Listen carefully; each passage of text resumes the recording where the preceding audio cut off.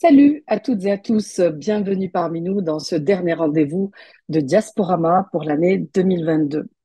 Une année riche de 23 rencontres à travers 4 continents pour tisser une toile de plusieurs centaines de milliers de visiteurs ou de visio-spectateurs que vous êtes et où l'échange et le partage ont souvent été au rendez-vous.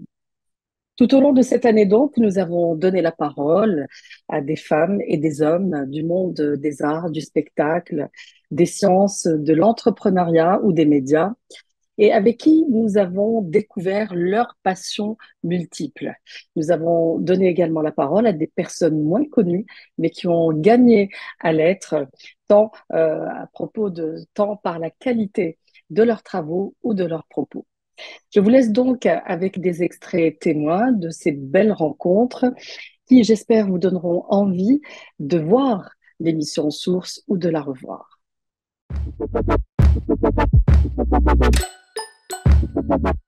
Salut Maya, salut le soir d'Algérie. Merci d'avoir accepté notre invitation. C'est peut-être honorable pour vous, mais c'est une lourde tâche d'ouvrir le bal et d'inaugurer une nouvelle émission, tout comme pour moi d'ailleurs. Énorme pression. Alors, Leïla, nous allons faire plus ample connaissance aujourd'hui. Je pense que beaucoup de compatriotes, téléspectateurs et auditeurs vous connaissent, hein. Ça fait une bonne quinzaine d'années presque que vous existez en tant que journaliste. Alors, vous êtes actuellement journaliste à France Info, chroniqueuse. Vous présentez le brief politique tous les matins à 7h25. Un podcast également hebdomadaire, Élysée la bataille, ou la course à l'élection présidentielle 2022 en France. Qu'est-ce qu'on peut dire aussi? Vous êtes né en France, grandi à Tunis, vous avez passé votre bac, vous êtes retourné en France pour vos études supérieures à l'école de management de Grenoble. Alors expliquez-moi, comment peut-on passer du management au journalisme politique de surcroît? Bah, vous avez tout dit, en fait, c'est le fait d'avoir Au grandi en revoir, Afrique. terminé. Oui, voilà, merci, au revoir, tout a été dit. Non, blague à part. C'est Blague à exactement ce qu'il ne part. faut pas dire à un Euh, journaliste, hein. C'est pas bon ça pour je moi. je vais essayer de faire un peu plus long, hein, Maya, promis. Oui. En fait, tout part de la Tunisie. Moi, enfin, aussi loin que je creuse, pour moi, le fait générateur, c'est avril 2002, en fait.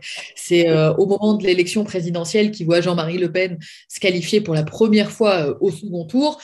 Moi, je suis à l'époque lycéenne en Tunisie. Et à ce moment-là, moi, de Tunis, je vois dans mon écran de télévision qu'en France, vraiment, des Bilba, comme on dit, des Oui, manifestations, des pancartes, les gens pas contents, qui fêchent, comment est-ce que Jean-Marie Le Pen est au second tour.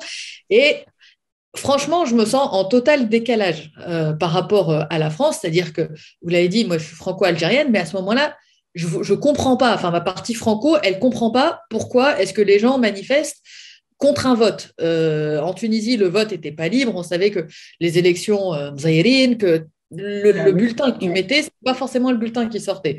Ce n'était pas le cas en France.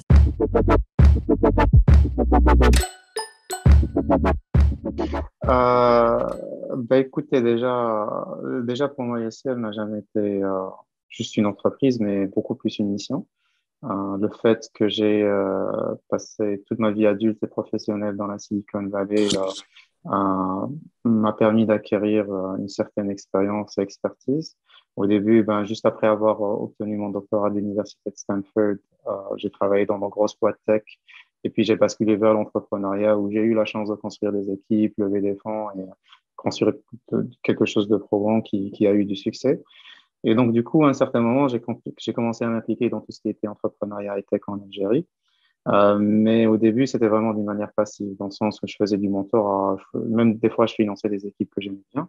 Mais sincèrement, très rapidement, j'ai compris que le plus gros problème dans la région, et je parle pas que de l'Algérie, même de la région Maghreb, un petit peu l'Afrique, les gens parlent toujours de la bureaucratie et du manque de financement comme étant les facteurs les plus importants qui bloquent un petit peu le développement de l'entrepreneuriat et tech. Je dis Oui. pas que c'était pas vraiment des problèmes, ils le sont, mais le plus gros problème pour moi, c'était l'entrepreneur lui-même ou elle-même, dans le sens où il y avait pas, il y avait quand même un manque de culture, de bonnes pratiques et d'état d'esprit qui permettait de construire quelque chose pas qu'au niveau local, mais aussi qui pouvait aller assez globalement.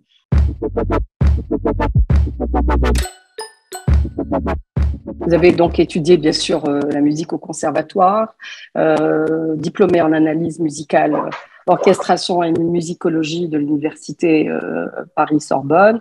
Donc, vous avez quand même fait des études supérieures en musique et puis enseigné la musique classique, dirigé un orchestre, fondé, ce qui est très important, le célèbre orchestre Divertimento, que vous avez créé et dirigé il y a une vingtaine d'années. Alors, un orchestre, justement, qui a la particularité, bon, déjà de regrouper beaucoup de musiciens, 70 peut-être plus, regroupant des musiciens de l'Île-de-France, mais basé quand même dans une région dont on ne voit pas beaucoup de beauté à travers les médias. C'est-à-dire que je parle du département de la Seine-Saint-Denis, où on en parle beaucoup à travers des histoires de délinquance, de concentration immigrée, en fait toujours un côté négatif. Et vous venez apporter cette beauté, cette musique dans ce département. Dites-nous comment cela s'est fait et comment ça se passe encore aujourd'hui. Oui, alors en effet, bon, moi j'ai grandi en Seine-Saint-Denis, j'y habite encore et c'est vrai que c'est pas forcément le territoire que l'on valorise le plus,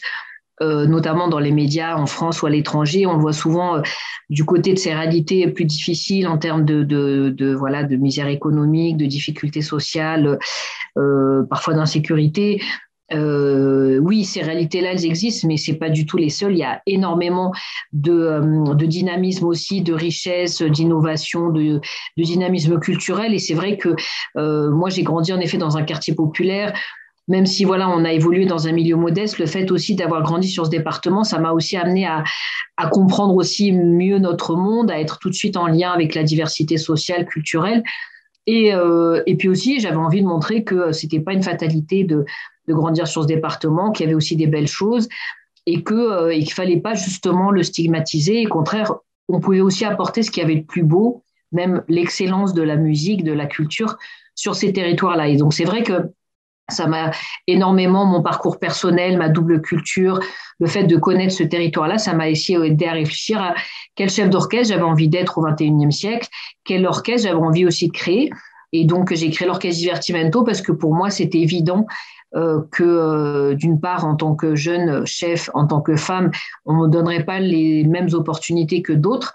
Et aussi parce que justement, parce que je m'appelle Zaya, parce que j'étais jeune, parce que j'avais aussi plein d'idées que j'avais envie de développer. Pour moi, c'était une évidence qu'il fallait créer un projet qui fasse un peu bouger les lignes, qui montre que justement cette excellence-là, elle pouvait être présente partout, qu'on pouvait aussi, avec un orchestre symphonique, faire se rencontrer des cultures dans la musique. Et c'est vraiment ces idées-là que j'avais envie de concrétiser, de développer. Et je savais que c'est pas avec les quelques invitations en tant que chef d'orchestre invité à la tête de certains orchestres que je pourrais justement faire changer les choses. Et surtout, lancer une dynamique sur du long terme, parce qu'on sait très bien que l'éducation, la culture, on a besoin aussi du temps. Et donc voilà, donc j'ai créé l'orchestre Divertimento. Un de mes premiers choix, ça a été de l'installer en Seine-Saint-Denis pour justement dire, voilà, cet orchestre-là jouera dans les grandes salles de concert, comme on le fait à la Philharmonie de Paris, au Grand Théâtre de Provence et dans d'autres salles aussi. Mais aussi, il ira voilà, la rencontre de tout le monde, de toutes les personnes avec voilà, des diversités sociales, culturelles, intergénérationnelles. Et aujourd'hui, c'est un orchestre qui est implanté dans plusieurs régions en France, qui joue à la fois dans des salles à dimension locale, mais aussi dans des scènes nationales, dans des scènes internationales, à l'étranger. Et pour moi, je trouve ça important de ne pas choisir à la place de ceux qui ont le droit ou pas d'écouter de la grande musique avec des grands artistes. Et donc voilà, donc c'est vrai que pour moi, c'était un choix important de créer cet orchestre et de lui donner justement une identité assez particulière, et notamment celle d'aller à la rencontre de tous les publics, et aussi d'apporter un regard nouveau sur la musique classique, sur l'orchestre, et qui permettre aussi d'aller à la rencontre d'autres cultures ou de faire des rencontres avec d'autres disciplines artistiques. Et je trouve ça important de montrer un visage un peu plus voilà, dynamique de cette musique classique.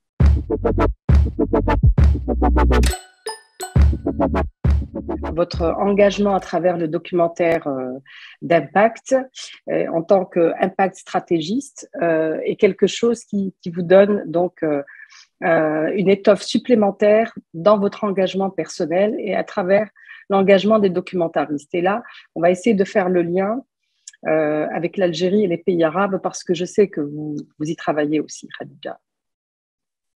Alors, en effet, on essaye de développer. Alors, l'impact, moi, tel que je l'ai appris, en fait, c'est venu simplement de films qui étaient justement montrés au FIFO, qui venaient d'Australie et d'une jeune réalisatrice qui avait fait un film superbe qui s'appelait The Opposition et qui était un film sur l'expropriation d'un village en Papouasie-Nouvelle-Guinée où un gros promoteur immobilier les a chassés a détruit leur village à coups de bulldozer et en tirant dans la foule aussi. Ça a été chose très grave pour construire un complexe touristique. Et cette jeune réalisatrice australienne qui s'appelait Holly Pfeiffer avait décidé avec ce film de faire de l'impact, c'est-à-dire de le montrer justement au plus de personnes possible, aux dirigeants et tout, pour montrer ce qui s'y passait, la violence qui pesait sur la population. Et donc, une campagne d'impact. Et elle est venue au FIFO. Le film a gagné le Grand Prix cette année-là. C'était en 2018. Et elle nous a parlé de ça, cet impact et du pouvoir des films. En fait, on sait que les films ont un pouvoir. On a tous, je pense, on peut tous réfléchir, penser à un film qui nous a fait changer peut-être de perception, peut-être de comportement. Il y a même des films qui ont fait voter des lois parce qu'ils ont été montrés aux politiques, etc. Donc, c'est ça en fait. L'impact, c'est d'utiliser vraiment les films pour faire bouger les choses en faisant appel. Les films nous sensibilisent à des questions et nous laissent aussi avec des émotions. Et très souvent, on peut être bouleversé par un film, mais se sentir impuissant. Eh bien, le film d'impact, la campagne d'impact, et c'est là où on fait des stratégies sur des campagnes d'impact qui vont accompagner les films, elle va être là pour dire aux gens, mais si vous voulez agir, vous pouvez agir. Et on vous propose, si vous voulez agir, vous pouvez faire ça, ça, ça ou ça.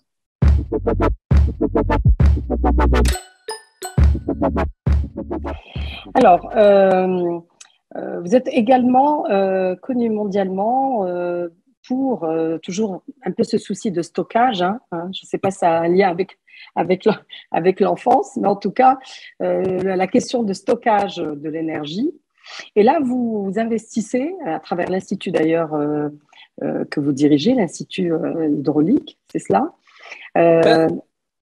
pardon, vous investissez le stockage à travers l'énergie éolienne. Vous dites, vous croyez en la force éolienne, vous croyez en ce générateur d'énergie et en sa capacité de stockage, n'est-ce pas? Est-ce que vous pouvez nous en dire plus? Regardez, je vais juste faire une définition entre la production d'énergie et le stockage d'énergie. Dans la production d'énergie, aujourd'hui, là, il y en a 5 ou 6.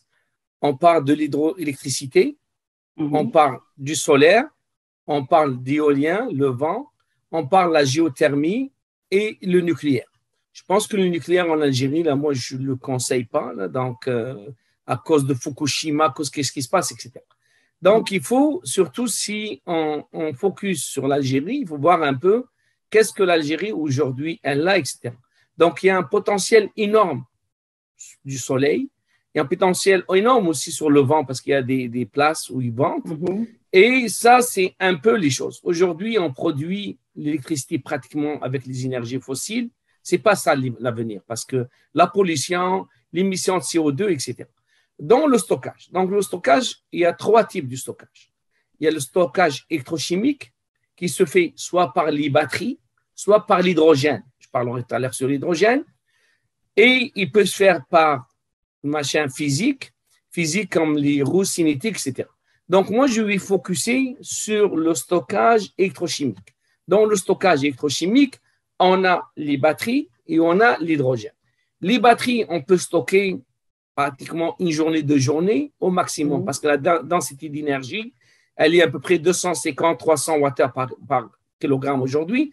Et l'hydrogène aussi qui va l'avenir, c'est 30 000 Wh par kilogramme. Donc, mais les deux sont compatibles. Dans le cas maintenant, je vais faire 2 cases, la production d'énergie et le stockage d'énergie. Si je vais focuser sur le solaire et sur le vent, Ça, c'est des énergies intermittentes. Par exemple, le soleil, je l'ai pendant la journée, mais je ne l'ai pas pendant la nuit. Le vent, ça se peut que ça vente de 5 heures à 7 heures, mais après, ça ne vente plus.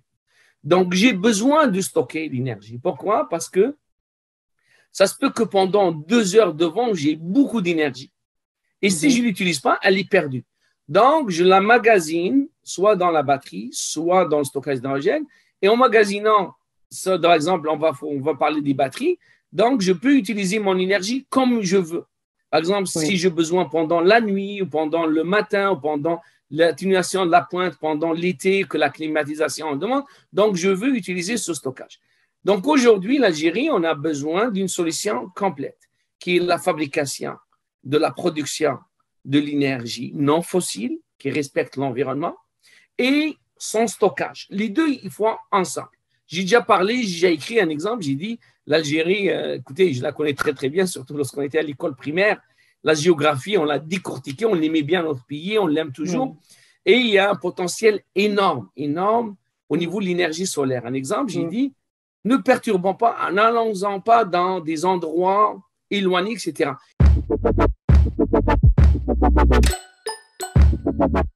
C'est pour cela que je dis, les femmes sont belles et nous ne devons pas être laids parce que le fait que nous bloquions comme ça une fille, une épouse, une maman, nous sommes laids parce qu'elle joue un rôle important. Seulement la guerre d'Algérie, madame, je reviendrai à cette épopée.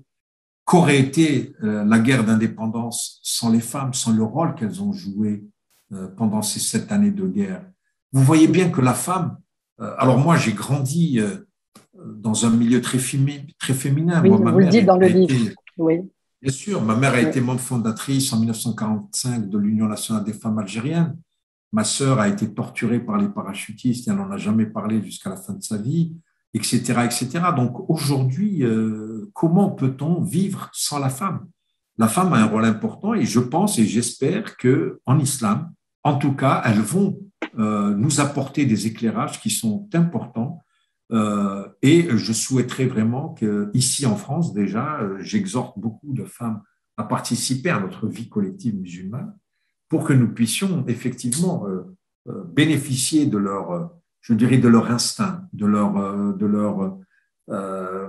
leur façon d'appréhender la vie.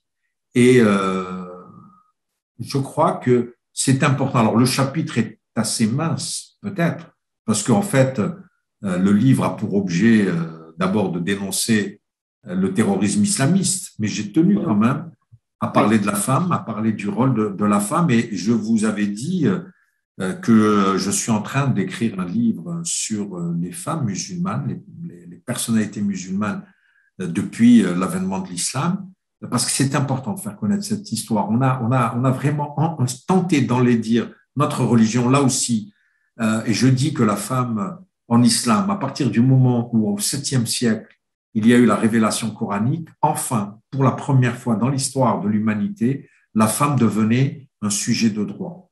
Je l'ai dit, je l'ai répété, et c'est important que la femme puisse être l'égale de l'homme sur le plan spirituel. Je l'ai dit, il y a une égalité totale en islam entre l'homme et la femme. Après, bien évidemment, il y a des… Et pourtant, ce n'est pas toujours le cas sur le terrain, Monsieur Hafiz, vous serez d'accord avec moi, vous êtes avocat, bien sûr. Vous connaissez les lois en Algérie, dans les sociétés musulmanes. Elles ne donnent pas toujours plein de droits aux femmes et aux filles, dans l'héritage, pour le divorce, pour accéder à des postes de responsabilité, etc., dans sa vie de tous les jours. Il y a un régime patriarcal quand même assez puissant. C'est puissant. Bien sûr. Dès le régime patriarcal, dès le décès du prophète de l'islam, Mohammed sallallahu alayhi wa sallam, je dirais, le système patriarcal a fonctionné à plein régime pour essayer de cacher cette femme, de la voiler, de ne pas la laisser sortir de la maison. Ça, j'en suis parfaitement conscient.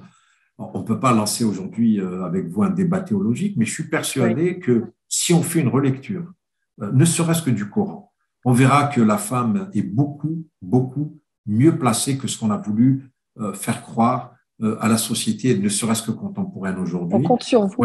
On compte sur vous. Écoutez, Alors, vous savez, il y a un adage algérien qui dit «Wahda ma tsfaq».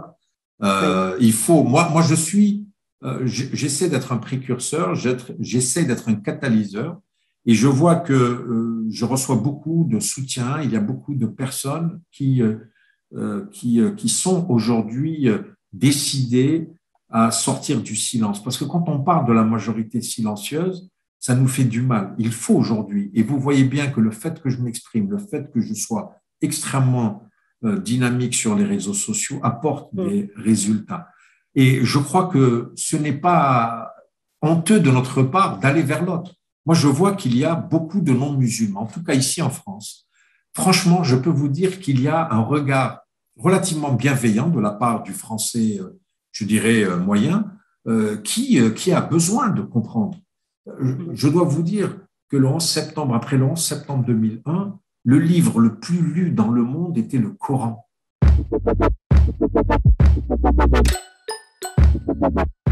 Alors, votre contribution s'intitule, comme je l'ai dit tout à l'heure, France-Algérie, la guerre des mémoires n'aura pas lieu.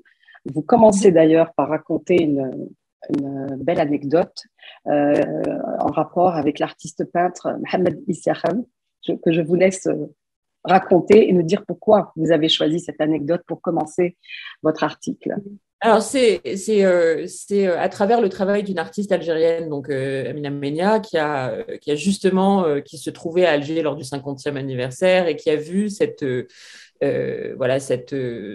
sculpture de Mohamed Issiakham qui avait été construite pour couvrir une sculpture qui avait été construite au temps de la colonisation, hein, en hommage aux morts pendant la Première Guerre mondiale.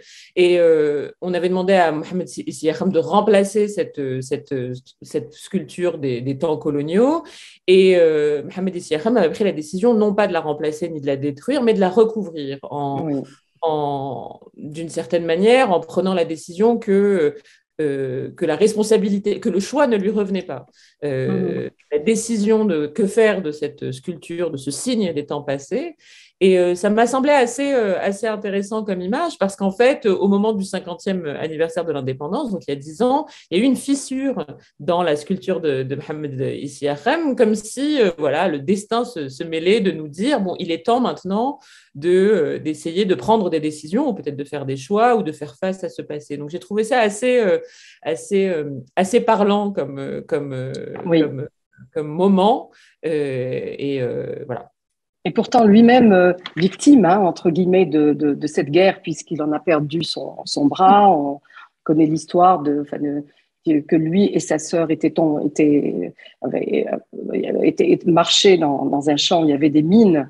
Donc, une mine avait explosé sur leur passage, où il a donc perdu son bras à jamais. Donc, lui-même, quand même, profondément touché, comme tous les Algériens, mais en même temps dans sa propre chair. Donc, c'est fort quand même en symbole et en enseignement, cet exemple qu'on retrouve à la fin pour boucler la boucle de l'article.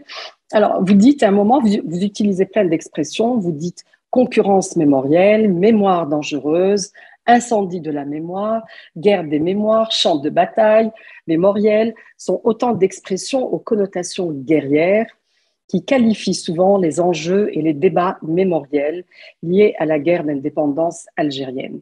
Donc, il y a de vrais problèmes litigieux entre les deux pays, donc vous le dites, les harkis, les archives, les disparus, etc. Mais en même temps, il ne faut pas s'attarder à une certaine guerre politique à laquelle se livrent ces deux pays, mais plutôt avancer ensemble et continuer à écrire l'histoire ensemble. Pourquoi vous reprenez ces expressions-là que j'ai citées au début pour montrer que ces expressions ont une connotation guerrière, mais c'était la guerre pourtant? Oui, c'est-à-dire qu'en fait, j'ai repris cette série d'expressions que généralement je n'utilise pas moi-même, hein. C'était Oui, simplement pour donner un petit peu une idée de la manière dont on qualifie les mémoires. Et donc, on utilise souvent des expressions belliqueuses qui donnent l'impression que le conflit se perpétue en réalité, qu'il n'y a pas et donc qu'il n'y a pas de réconciliation. Et ça m'a toujours frappée et je me suis toujours interrogée en fait sur la pertinence d'une telle qualification. Parce que je pense qu'en réalité, même s'il y a encore des points contentieux très importants entre l'Algérie et la France, vous les avez cités, donc les harkis, la question des archives, etc., il me semble tout de même qu'il y a aussi une surmédiatisation à certains moments voilà, un peu spectaculaire, parce qu'on est dans une société du spectacle aussi, hein, un peu spectaculaire. On a l'impression qu'entre l'Algérie et la France, la guerre se poursuit. Or, il me semble qu'en réalité, il y a, même s'il y a encore des points à explorer, il n'y a rien de très original au fait que après un conflit entre un vainqueur et un perdant, peu importe hein, comment on les qualifie, qu'il y ait des divergences mémorielles. Dites-nous, et j'espère que c'est le cas, de quelle façon est-ce que vous communiquez ces idées, ces concepts aux entreprises algériennes, puisque je rappelle que vous êtes président de la Chambre de commerce algéro-canadienne. Donc, vous êtes à même bien placé pour exporter de Montréal vers l'Algérie ces notions et les semer un petit peu dans nos entreprises. Tout à fait. Merci de l'occasion. Ça me permet d'ailleurs d'aborder un peu le thème du pan, finalement, qui est un peu naturel en moi. Donc, merci, Maya, vous me donnez l'occasion donc, de faire un peu le pan entre le Canada et l'Algérie. Donc, là où la contribution qu'aurait pu avoir le CDCA et qui pourrait toujours avoir est un peu handicapée ou du moins freinée plus ou moins par cette pandémie. Mais indépendamment de cela, je tiens juste à mentionner que l'Algérie, sur le plan économique, est en train de se rechercher. On ne peut pas dire et affirmer aujourd'hui que le modèle économique, tout à l'heure on parlait de modèle d'affaires pour les entreprises et les organisations, mais il y a aussi un modèle économique pour un pays. Affirmer aujourd'hui qu'on l'a trouvé, ça serait vraiment erroné. Donc, on est un peu dans cette transition économique, même de paradigme. On a quitté il y a quelques décennies le monde un peu socialiste, donc de subventions et tout, mais il reste encore des reliquats. Il y a encore beaucoup de subventions qui sont faites par les pouvoirs publics. Et de l'autre côté, on voudrait, me semble-t-il, tendre vers une économie libérale ou libérée, mais on voit aussi un peu les dommages collatéraux de ce capitalisme-là qui a généré beaucoup de crises à travers le monde, notamment la crise climatique, mais pas que. Donc, juste un premier constat, parler d'impact ou parler de responsabilité sociale ou sociétale des organisations, lorsque le b.a.-ba de faire des affaires, le b.a.-ba du climat des affaires, n'est pas tout à fait vraiment au niveau, au standard que les acteurs économiques souhaiteraient. Et je dirais même que les acteurs publics, parce que même les gouvernants eux-mêmes en souffrent aussi, parce que ça va dans les déséquilibres économiques et socio-économiques. Donc, je pense qu'il y a quand même cette réalité qui nous rattrape. La masse critique des entreprises, des organisations sont versées malheureusement dans la survie économique. Donc, tout à l'heure, on disait que la profitabilité n'était pas une finalité, mais c'est un élément indispensable. Donc, il y a déjà la survie économique qui est un enjeu. Et de l'autre côté, il y a quand même certains acteurs qui ont tiré leur épingle du jeu, soit à travers la pandémie ou parce que leur secteur d'activité n'a pas été touché. Celles-ci ont la responsabilité de prendre le leadership, puisqu'elles n'ont plus un enjeu de profitabilité. Elles devraient, à mon sens, être les premières à se verser dans cet enjeu, non seulement de responsabilité sociétale, mais aller bien au-delà de cela. On peut parler des objectifs de développement durable, mais on peut parler plus globalement d'intégrer l'impact sociétal à l'intérieur même des organisations. En somme, il y a du chemin à faire, en somme. Il y a vraiment du chemin. Il y a vraiment du chemin. Je tiens quand même à mentionner, à saluer certaines expertises locales, parce qu'on a tendance, et vous le savez, Maya, à travers d'ailleurs votre émission, on peut penser que l'expertise n'est que ailleurs. C'est faux. J'en connais personnellement des professionnels qui sont en Algérie, et qui traite déjà depuis plusieurs années de ces dimensions de responsabilité sociale des entreprises et qui a aussi des chefs d'entreprise qui se sont distingués par des actions de responsabilité sociale. Est-ce que c'est suffisant? C'est jamais assez, mais je voulais juste faire un portrait quand même nuancé. Bien sûr. Il y a pas tout est noir, mais il y a quand même des belles initiatives qui sont déjà en cours qui mériteraient d'être amplifiées.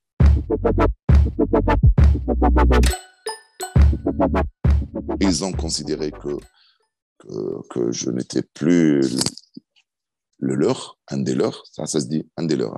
Hein. Je n'étais plus un des leurs. Donc, et puis les parasites comme ça, étaient avec nous, étaient avec l'autre, je ne sais pas quoi. Donc, j'ai décidé de partir le jour où j'ai su qu'ils ne voulaient plus de moi. Même pas en tant que responsable, mais aussi en tant que journaliste à la télévision. J'avais 2 émissions. J'avais des émissions que je faisais pendant 20 ans. Pendant 20 ans, j'avais une émission Malaib Al-Alam que je faisais pendant 20 ans. Là. J'avais la soirée européenne, on diffusait la Champions League. J'avais des émissions aussi sociales et culturelles. Enfin, je faisais tout. J'étais l'homme à tout faire. comme toujours. Ben oui, c'est ça. On faisait tout, mais c'est comme ça. Oui, il fallait être partout. Je sais pas si j'avais tort ou pas. Je sais pas si j'avais tort ou pas. Non, mais c'est bien parce que on en rit parce que ça vous a forgé, ça vous a formé. Ouais. Et aujourd'hui, voilà, vous continuez aujourd'hui à être sur toutes ces plateformes parce que vous avez été habitué à ça. Vous savez pas faire. En fait, vous savez pas faire votre émission et rentrer chez vous. Ça n'existe pas. J'aime ce que je fais. J'aime mon métier. Voilà. J'aime ce que je fais, j'aime mon métier et je cherche à faire plus. Et on ne dit jamais non, voilà, on ne dit jamais non, on ne refuse pas le travail. Tout à fait, voilà, tout à fait. Voilà, on ne compte pas, on ne refuse pas. Et... Non, mais c'est comme ça, je vous comprends. J'étais jamais demandeur, je vous jure, Madame Maya, je n'étais jamais demandeur de quoi que ce soit. Ni j'avais demandé de faire une émission, ni j'avais demandé une responsabilité, ni j'avais demandé à voyager, absolument rien, absolument rien. Je faisais mon travail avec mon cœur, convenablement, comme je le concevais, mais les choses venaient comme ça, c'est tout. Très bien. Alors, ce désaccord donc, vous a fait partir. Alors, pourquoi le Qatar, justement? Pourquoi le Qatar, Al Jazeera? Est-ce qu'on vous avait fait du pied déjà auparavant? Est-ce qu'on vous l'avait sollicité auparavant? Non, c'était le Mektoub. J'étais sollicité par NBC durant les années 90. J'étais parmi les premiers à être sollicité par NBC, je pense en 95-96. J'étais sollicité par ERT au début des années 2000. ERT, c'était une chaîne arabe aussi qui possédait les droits de retransmission des compétitions de football avant Al Jazeera Sport. J'étais après sollicité par Al Jazeera Sport quand elle avait commencé en 2003, je pense, 2003-2004. Donc, mais j'ai toujours été... Je dirais pas que j'avais refusé, mais j'étais pas tenté. Jusqu'au jour où j'avais démissionné. On m'avait demandé de démissionner de mon poste. Donc, il y avait ERT. J'ai démissionné à 14h. À 14h30, j'ai informé un ami.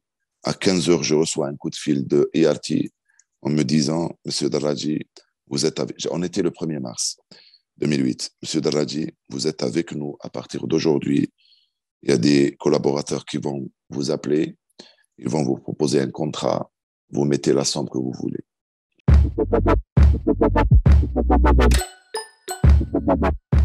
Naoufel Brahimi, vous dites que les grandes avancées avec l'Algérie ne pourront se faire que si Emmanuel Macron est réélu. Vous croyez beaucoup en lui dans le futur des relations Algérie-France? Est-ce que, par exemple, bon, je pense qu'avec Marine Le Pen, oui. Je me demande si on peut trop y croire. Mais à part Emmanuel Macron, est-ce que vous pensez, par exemple, que si Mélenchon avait été... Est-ce qu'avec Mélenchon, il y aurait eu aussi un espoir? Vous voyez ce que je veux dire? Ou c'est vraiment Emmanuel Macron, à lui seul, qui porte cette responsabilité du développement des relations entre les deux pays, notamment avec le rapport qu'il a confié à Benjamin Stora, la feuille de route proposée par Benjamin Stora, à son initiative. Je vais répondre. Je ne crois pas en lui. Je crois en la liberté qu'a un président de la République lors de son second mandat. Je m'explique. Jacques Chirac, quand il avait son second mandat, il était clair qu'il n'allait pas faire de troisième. Et là, il a initié le traité d'amitié. Il était prêt à aller jusqu'à demander pardon. Et le traité d'amitié, puisque j'ai travaillé dessus, c'est un projet plus global. Il y a un volet économique, un volet mémoriel, mais Jacques Chirac a été trahi par sa propre majorité. Quand ils ont fait voter la loi de février 2004 qui reconnaît les bienfaits du colonialisme. Maintenant, avec la Constitution française, Macron, c'est son second mandat. Il ne peut pas faire un troisième. Il peut revenir en 2032 ou 2035, je ne sais plus compter. Donc, le pardon, la normalisation des relations entre la France et l'Algérie ne peut être un sujet de second mandat. Donc, pourquoi? Parce qu'il a déjà été un sujet de premier mandat? Oui. On n'y revient plus? Non, déjà, c'est un chantier inachevé. Déjà, il a commencé le chantier mémoriel avec la feuille de route qu'il a donnée à Benjamin Stora. Mais c'est un chantier inachevé. Et là, ce qui m'a frappé, puisque j'étais en direct sur une chaîne d'opinion CNews pour ne pas la nommer, et c'était la journée des rapatriés français. C'était un événement franco-français. Il les a reçus à l'Élysée. Il a fait un discours avec des envolées lyriques, mais à aucun moment, il n'a utilisé le mot OAS, sachant que du côté français, le drame des rapatriés français, l'OAS en était la cause principale. Et là, il n'a pas cité l'OAS, sachant que l'OAS a tenté à plusieurs reprises d'assassiner le président de la République, qui était le général de Gaulle. Ce n'est pas un fait divers. Oui. Quelconque.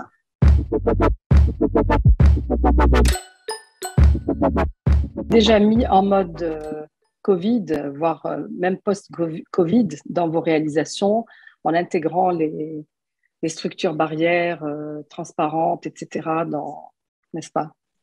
Oui, ça c'était c'était un projet d'un client qui est récurrent. C'est un client qui fait des bureaux pour des écoles. Et on lui a fait beaucoup de projets. Et là, quand le Covid a commencé, il nous a contactés pour un projet en urgence, en nous disant, parce que pour lui, le design, c'est très important. Et il nous disait que voilà, il nous faut trouver quelque chose, pas les plaques en plastique là qu'on voit partout pour le Covid, mais quelque chose qui est plus beau, plus représentatif de son esprit design.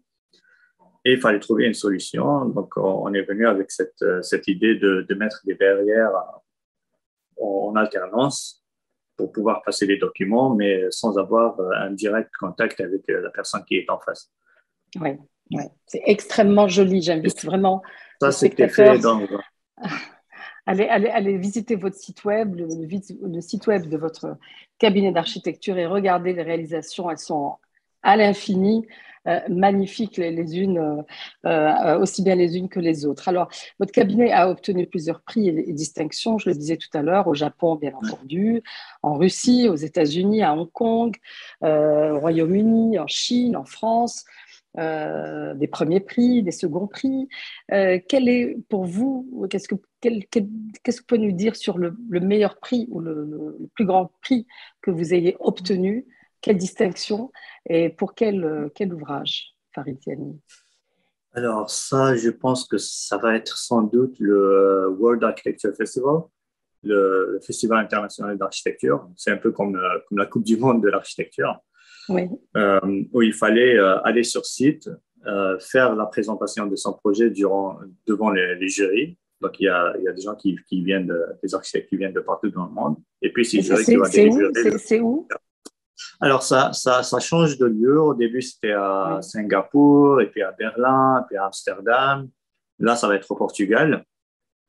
Donc, nous, quand c'était à Amsterdam, le projet de la chapelle nuptiale, justement, qui a été gagnant de sa catégorie, donc catégorie civique.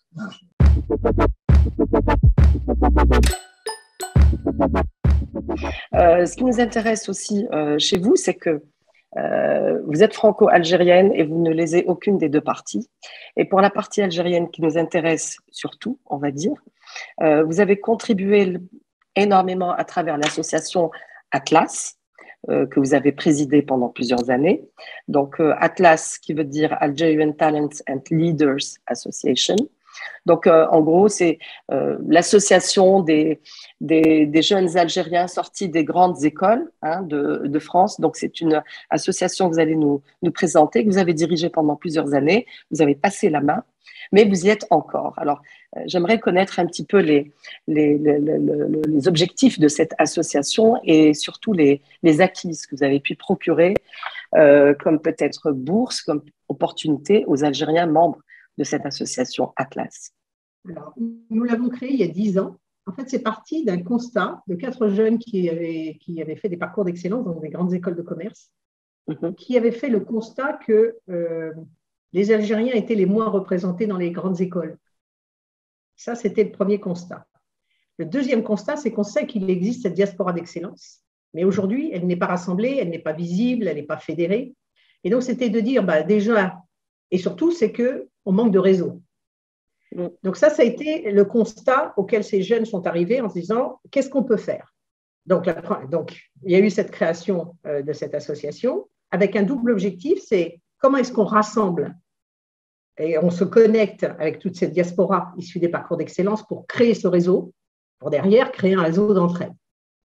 Le deuxième sujet, c'est comment est-ce qu'on peut aider plus d'Algériens. Et la priorité a été donnée aux Algériens d'Algérie, on ne parle pas des franco-algériens, mais en Algérie, comment est-ce qu'on peut faire venir des jeunes pour pouvoir intégrer des parcours d'excellence en France en priorité, mais également dans d'autres pays européens. Et on a créé à travers le premier programme qu'on a lancé, c'est le programme Talent Up, qui a permis en 4 ans de faire venir à peu près une centaine de jeunes.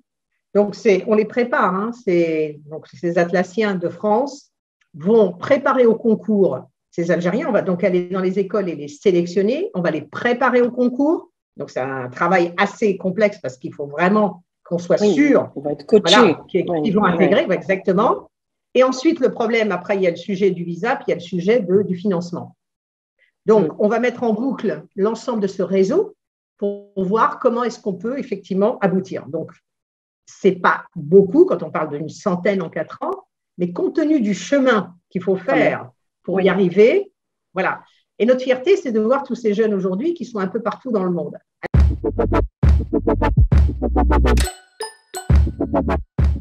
Alors, vous êtes très actif ces derniers temps, depuis pas mal de temps d'ailleurs, sur les réseaux sociaux, Rachid, parce que vous nous annoncez le lancement d'une web TV, d'accord, Plume, PLU2N.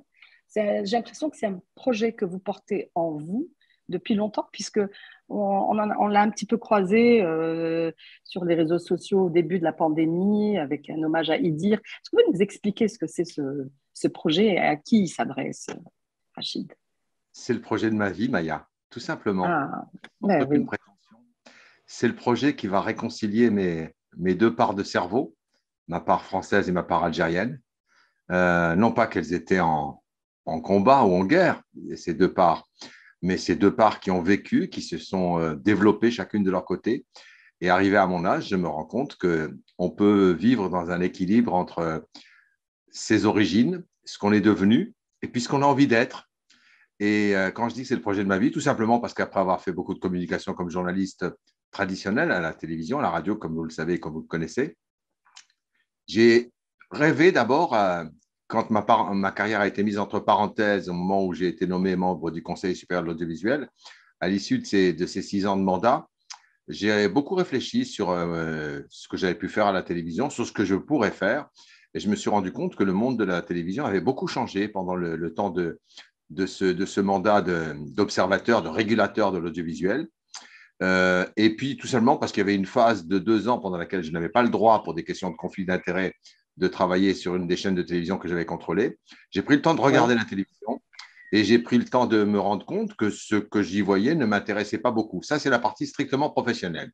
Et puis, la partie strictement personnelle, intime, j'allais dire, c'est que depuis très longtemps, je rêvais de créer quelque chose entre la France et l'Algérie quelque chose qui soit un pont audiovisuel. Alors, j'ai rêvé, comme vous le savez, pendant un moment même de créer un Arte franco-algérien à l'image de l'Arte franco-allemand. Je me suis rendu compte assez rapidement que c'était une vraie utopie, c'est-à-dire que créer une chaîne de télévision aujourd'hui, d'abord, ça coûte très, très cher, c'est très long à faire, et puis ça n'atteint pas forcément son public. Et donc, très rapidement, je me suis rendu compte que moi, le journaliste venu de l'audiovisuel public, de l'audiovisuel traditionnel et mainstream, je pouvais m'intéresser à la communication sur les réseaux sociaux, sur les web télévisions, sur tout le digital. Et surtout, quand je me suis rendu souvent en Algérie ces dernières années, je me suis rendu compte à quel point il y avait une vitalité digitale et numérique en Algérie qu'il fallait absolument essayer de rejoindre, non pas de faire vivre parce qu'elle vit sans moi, mais je me suis dit que c'était le bon support pour échanger facilement et pour échanger pour le coup là, et pardon si la réponse est longue, de façon un peu positive. Et c'est là où je ne suis plus un journaliste à l'ancienne, je tente aujourd'hui d'être un médiateur, quelqu'un qui donne la parole et qui met en valeur un certain nombre d'initiatives positives.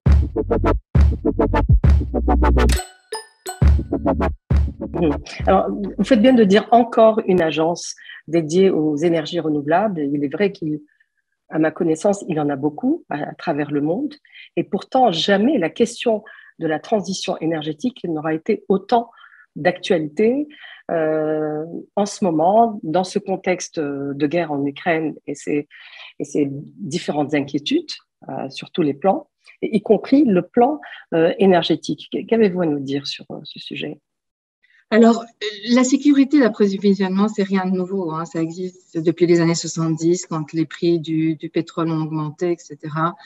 Souvent à juste titre, puisque c'était des ressources exploitées par les grandes multinationales sans nécessairement bénéficier aux pays exportateurs.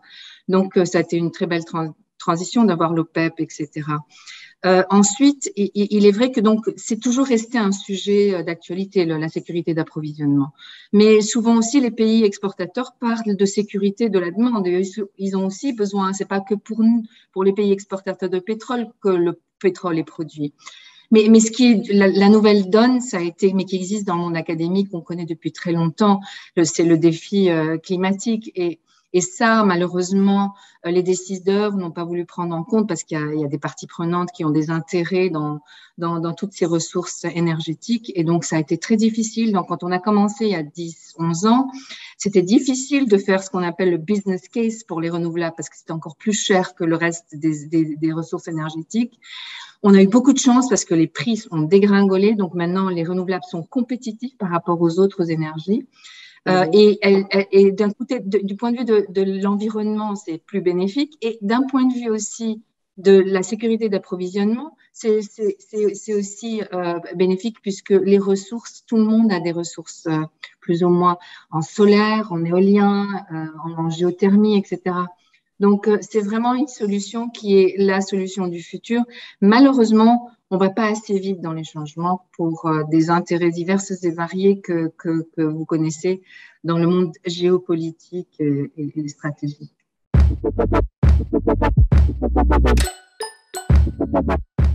Comment vous avez fait pour trouver ces gens qui vous donnent ces réponses? C'est ça, c'est la méthode de travail, c'est la récolte de l'information. Et combien de temps ça vous a pris?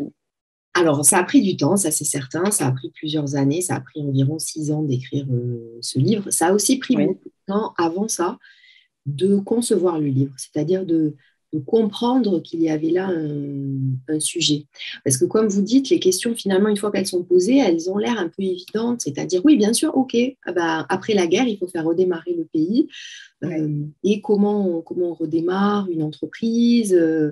Une fois qu'on a posé la question, par exemple, de savoir comment les familles ont pu s'installer dans les maisons des Français qui sont partis, la question devient évidente. Mais en réalité, pour arriver à cette question, finalement, il a fallu un peu cheminer, justement parce que ces questions ne sont pas habituellement des questions d'historiens. Et du coup, c'était pas difficile d'obtenir l'information à partir du moment où on avait la bonne question. Finalement, une fois que j'ai commencé à dérouler la pelote, aller voir des gens et leur dire « Pour vous, 62, c'est quoi ?» Alors, ils vont me parler de la crise, ils vont me dire « C'est terrible, le pays était mal parti, etc. » Mais après, pousser encore un peu plus loin et dire, oui, mais en fait, vous étiez où? C'est-à-dire, les festivités, par exemple, vous étiez où? Ou bien, simplement, est-ce que vous avez eu un bien vacant? Ou bien, est-ce que dans votre maison, vous avez trouvé des photographies laissées par la famille française qui habitait là avant vous? Est-ce qu'il y avait des assiettes? Est-ce qu'il y avait des meubles? Est-ce qu'il y avait des armoires? Et bien, en fait, ces questions-là, si vous les posez, vous obtenez les réponses et tout le monde a des histoires comme ça à raconter. Donc, en fait, il fallait du temps pour faire l'enquête, mais une fois que les bonnes questions étaient posées aux bonnes personnes, alors là, ça vient tout seul. Et en fait, il y a encore énormément de place pour d'autres recherches, c'est-à-dire des étudiants, des doctorants, des masterants, ils pourraient aller chercher dans ce livre des sujets et aller voir des personnes autour d'eux, dans leur localité, poser des questions un peu similaires et dérouler un peu la pelote de laine ou tirer le fil pour nous raconter d'autres histoires précises, plus précises que celles que je raconte. Moi, on pourrait vraiment continuer à creuser. Il faut le faire vite, parce que sans doute, dans 10 ans ou dans 20 ans, les témoins ne seront plus, les témoins directs ne seront plus là. Mais là, il y a de vrais beaux sujets pour des étudiants qui auraient envie de faire une histoire vivante. Voilà, une histoire, pas seulement une histoire par les événements politiques, mais une histoire vivante. Donc, en fait, l'objectif, si vous voulez, pour répondre à votre question, c'était d'avoir un peu d'imagination pour trouver les bonnes questions, pour imaginer les bonnes questions. Et puis, en fait, la façon peut-être de le faire, de développer c'était de comparer avec d'autres pays.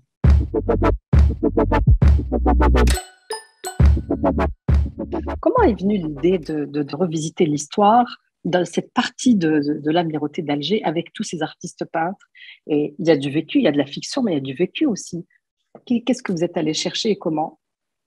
Alors, au départ, je ne voulais absolument pas travailler sur un collectif ou un groupe parce que je n'avais même pas connaissance de ce groupe. Hein.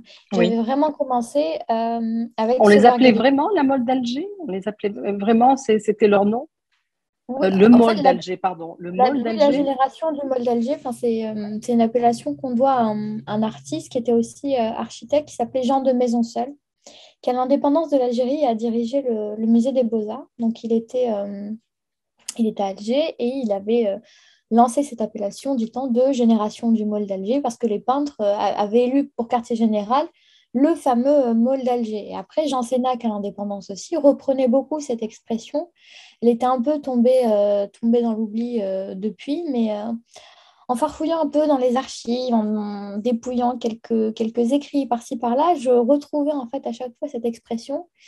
Et je pense qu'elle est belle parce qu'aussi, le terme génération n'est pas qu'à entendre en termes d'âge. Il y a une génération aussi, une idée de communauté rassemblée autour de certaines valeurs, notamment la liberté de création, un amour de la mer, le goût pour une certaine rébellion en contexte colonial, etc.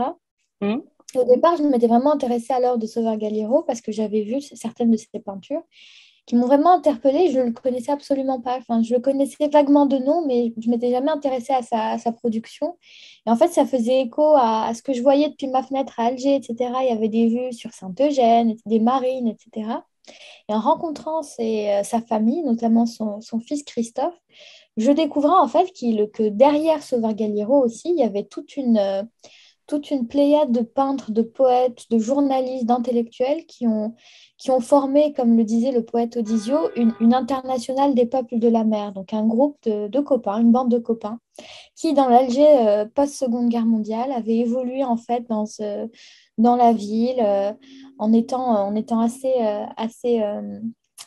sulfureux pour l'époque parce qu'en même temps, c'était un groupe de libertaires, une bande de copains et qui étaient profondément anticoloniaux. Certains d'entre eux se sont vraiment engagés pour la lutte de libération de l'Algérie. Vous parlez des peintres européens. Les peintres européens, notamment, oui. Après, ce qui est intéressant dans ce groupe, c'est qu'il était à la fois transclasse. Donc, il y avait des peintres bourgeois, certains qui étaient ouvriers, par exemple. On avait des artistes d'origine européenne et des artistes algériens. Il y avait une forme de cosmopolitisme aussi. Certains étaient originaires d'Italie, certains venaient d'autres régions d'Algérie, multiconfessionnels. Donc c'était un fait assez inédit en situation coloniale, où il y avait de la ségrégation entre entre les communautés, entre les colons et ce qu'on appelait à l'époque les indigènes. Donc c'est un fait assez inédit d'avoir comme ça une espèce d'élite culturelle un peu un ovni comme ça qui se déployait dans la ville et qui se revendiquait en fait de toute cette histoire algéroise très liée à la mer, etc.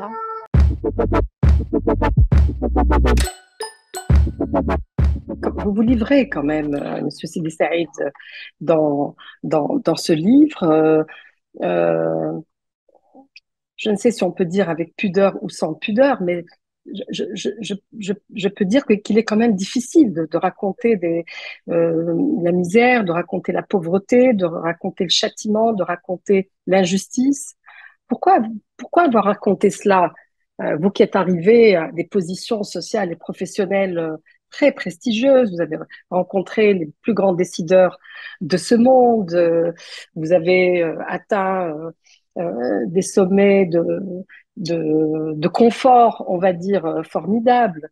Pourquoi revenir à cette enfance pauvre en Kabylie et la raconter, la dévoiler dans ce livre? Est-ce pour donner l'exemple ou pour vous libérer vous-même de quelque chose? Vous l'avez dit vous-même au début, c'est le 3e livre.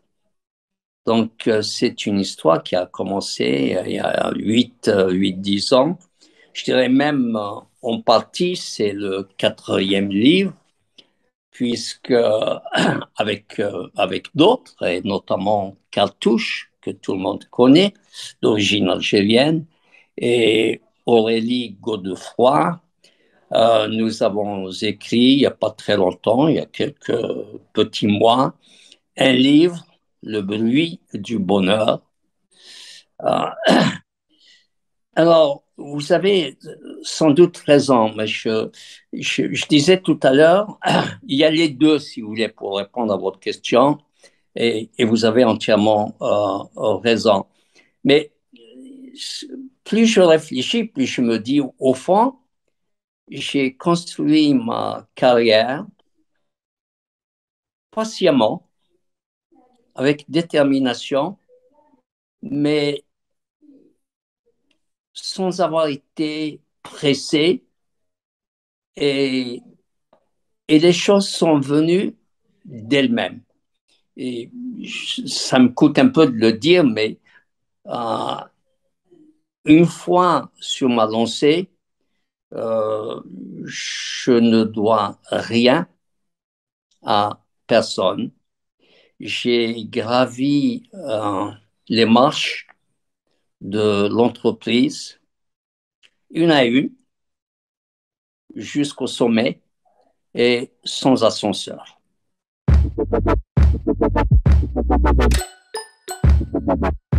Vous vous battez pour la protection des espèces animales marines, comme les baleines, bien entendu, ou d'autres espèces animales également sur Terre.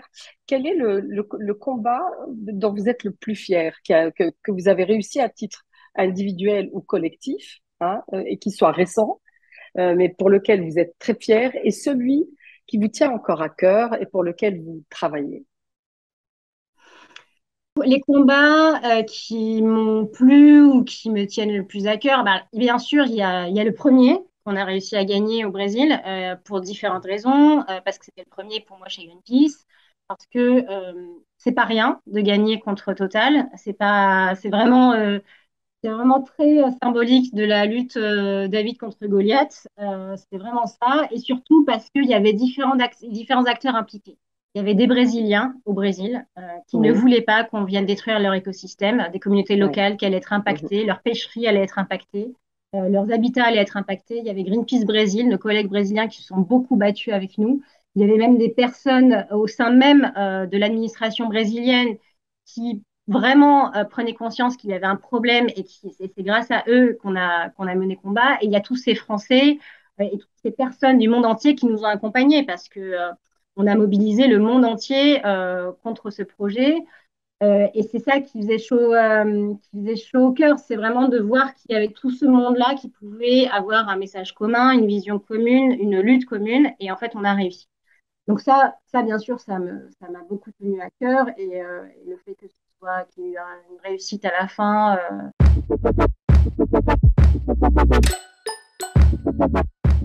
Souvent, nos compatriotes, justement, sont très conservateurs lorsqu'il s'agit de plats algériens, hein, pas des plats. Je ne dis pas qu'ils n'ont pas le goût de l'aventure culinaire, mais pour ce qui est des plats traditionnels, ils sont assez conservateurs. On ne touche pas au couscous, à la chorba, au bourrek, je sais pas, à la cherchoura, tels qu'ils l'ont toujours connu. Comment vous arrivez à les convaincre, Adam? Alors, honnêtement, j'essaie même pas de les convaincre, j'essaie vraiment, parce que je suis ouvert aux critiques aussi. J'essaie vraiment de faire selon mes inspirations. Bien évidemment, les plats classiques, je les ai goûtés comme eux les ont goûtés. Mais oui. J'ai goûté les plats Vous avez grandi avec. J'ai grandi avec, donc je connais les goûts, je connais les saveurs que je vais préserver. Après, la touche que je vais mettre, ça va être la recherche sur le sourcing de produits, ça va être la présentation, ça va être la technique que j'ai appris en France depuis l'âge de 20 ans. C'est ça, en fait, c'est que le goût ne changera pas, parce que le goût est bon. C'est pour ça que ça nous replonge dans nos souvenirs d'enfance. C'est ça, en fait, que j'essaie d'interpréter. En fait, je donne une interprétation d'une cuisine moderne basée sur le passé. Voilà, revisitée.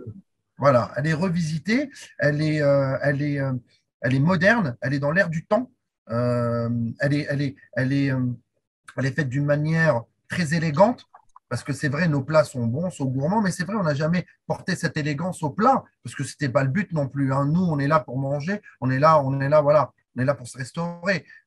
Mais moi, dans mes fonctions et dans le prestige des restaurants où je travaille, j'ai besoin de donner cette touche aussi visuelle qui attire aussi le client.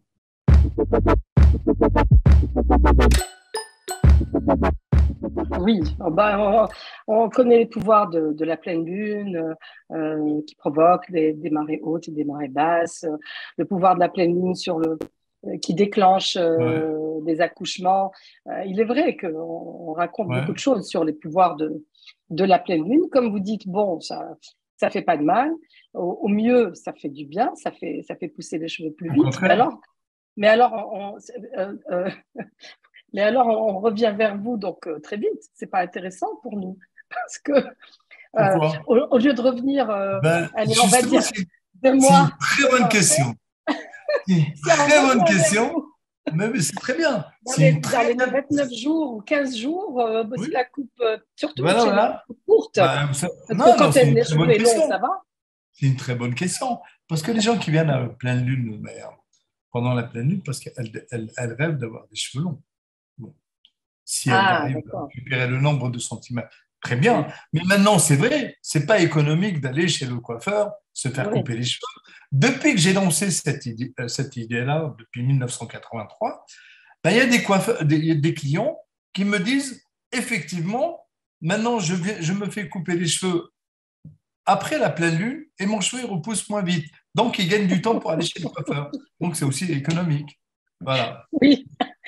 Donc, il faut se couper les cheveux en lune ascendante. Si vous voulez qu'ils repoussent moins vite, coupez-vous les cheveux. À cette période, en ce moment, on est le 15, je crois, les cheveux repoussent beaucoup moins vite jusqu'à la nouvelle lune. Et après, quand on arrive à la nouvelle lune, on commence à monter vers la lune. Donc, on n'ira pas jusqu'à la lune. Quand elle est pleine, c'est là qu'il faut se faire couper les cheveux.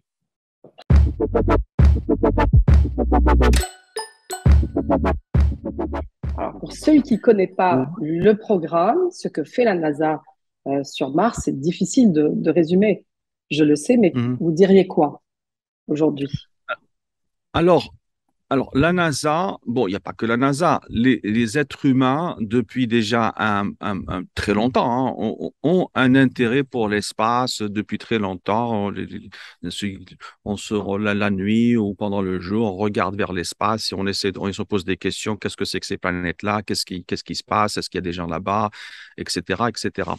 Et donc, depuis longtemps, puisque c'était des questions que les êtres humains se posent depuis très longtemps, la NASA a lancé un programme pour justement essayer de comprendre, pour revenir à Mars, essayer de comprendre la planète Mars. Pourquoi Mars? Parce que c'est une voisine, c'est la planète voisine à la Terre, et répondre surtout à la question, est-ce que cette planète-là a été habitée ou elle est habitable? C'est surtout la question qui se pose. Donc, en fait, est-ce qu'il y a une vie sur une autre planète? La planète la plus proche ou la planète voisine, c'est Mars. Donc, la question qui se pose, est-ce qu'il y a une vie sur Mars? Et pour répondre à cette question, il y a eu d'abord ce qu'on appelle des observers, il y a des satellites qui tournent autour de Mars pour prendre des photos, etc. Mais ça a des limites, c'est-à-dire qu'on ne peut pas tout faire à partir de là. On peut pas faire beaucoup de choses à partir d'observations autour de la planète Mars, mais donc il y a eu des projets pour justement envoyer des robots, dans ce cas-là, et plus tard peut-être des êtres humains, sur Mars pour essayer de répondre à cette question-là. Donc, les grandes questions sont d'ordre, d'abord, est-ce qu'il y a eu une vie, est-ce qu'il y a une vie sur Mars? Ce qui veut dire vie, c'est un peu équivalent à l'eau. Donc, est-ce qu'il y a de l'eau sur Mars? Aussi comprendre la géologie et l'environnement de Mars en tant qu'environnement atmosphérique pour voir si l'être humain peut vivre sur Mars et comprendre. Et mieux comprendre la planète, mieux la comprendre du point de vue géologique, environnemental, etc. Donc, c'est ça l'intérêt et curiosité. Et la première, ou disons, une des premières gros instruments qui essaye de comprendre, de mieux comprendre la planète Mars.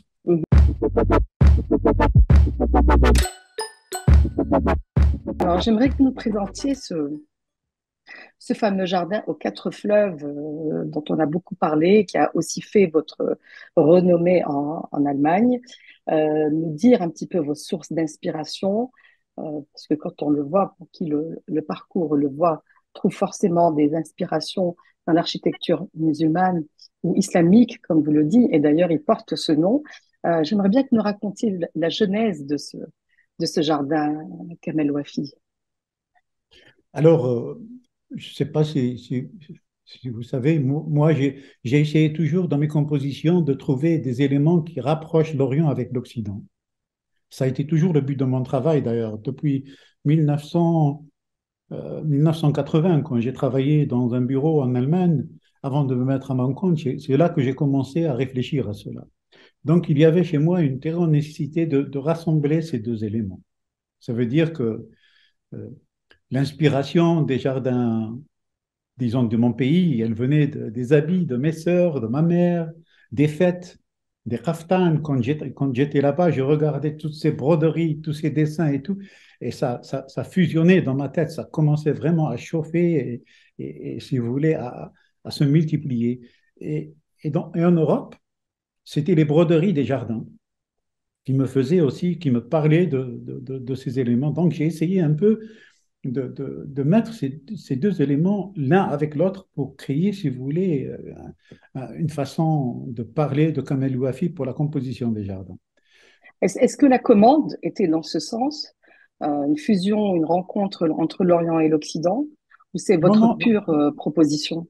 Non, l'Orient et l'Occident, c'est mon travail général dans tous mes projets. Oui. Et quand j'ai fait le concours, d'ailleurs, c'était 2 fois. Je l'ai gagné 2 fois pour le concours des 4 fleuves. J'ai fait 2 fois l'une après l'autre et je les ai gagnés. Et quand pour eux, la commande, elle disait simplement, on devait construire un jardin à caractère arabo-islamique ou à caractère islamique.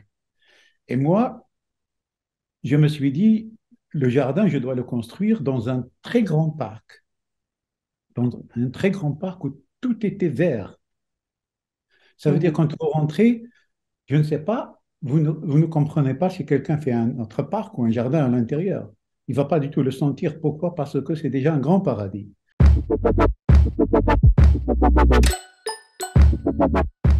Puisque vous êtes allé à la rencontre d'Algériennes et d'Algériens dans le monde également, faire connaissance avec eux et nous les faire découvrir, n'est-ce pas? Alors racontez-nous la genèse, qu'est-ce qui a motivé l'écriture, la rédaction de ce livre, Rim?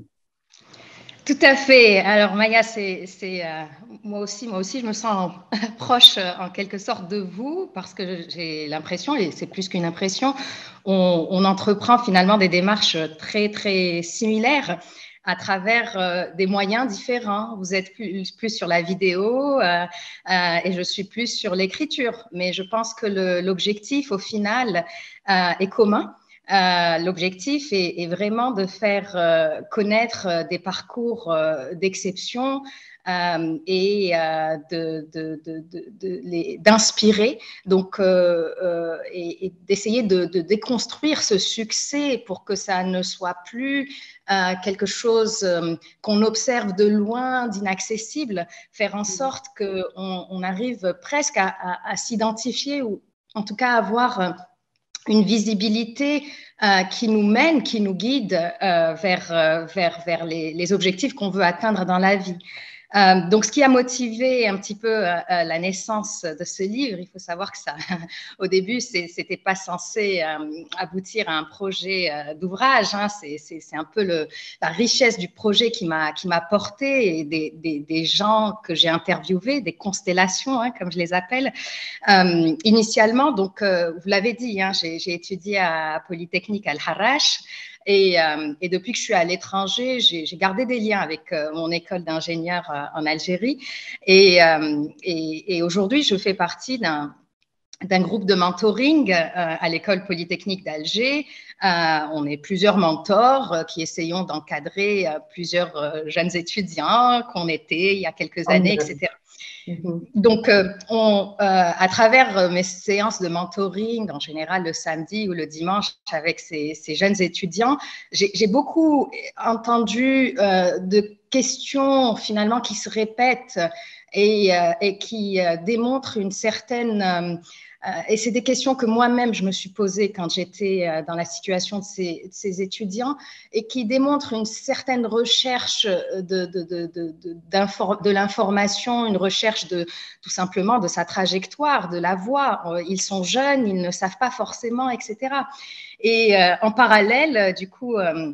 un soir, on avait des amis à la maison ici à Houston et je parlais justement de cette expérience de mentoring et mon ami qui était autour de la table, on mangeait une cherchoura justement, c'est un ami kazakh et qui me disait mais pourquoi tu n'interviewerais pas des gens qui ont des parcours vraiment inspirants pour finalement guider ces petits jeunes et toi aussi, tu utiliseras ta passion d'écriture parce qu'il sait que j'adore écrire. Et c'est comme ça que les choses se sont faites au fur et à mesure. Et mon plus grand challenge, c'était vraiment d'accéder à ces personnes parce que j'en connaissais pas beaucoup à l'époque quand j'ai décidé de démarrer. Ainsi, la boucle est bouclée avec Rim Khlil à partir des États-Unis et qui a consacré un livre d'entretien avec la diaspora algérienne et qui, comme nous, a réellement tissé ces connexions entre nos sœurs et frères de l'immigration pour mieux nous connaître et mieux échanger. Sur ce, je vous souhaite de passer une excellente fin d'année. Je vous donne rendez-vous en janvier 2023 avec encore de plus belles rencontres et en meilleure forme, j'espère, et santé. Merci à vous tous de nous avoir été fidèles et à très bientôt. Bonne année.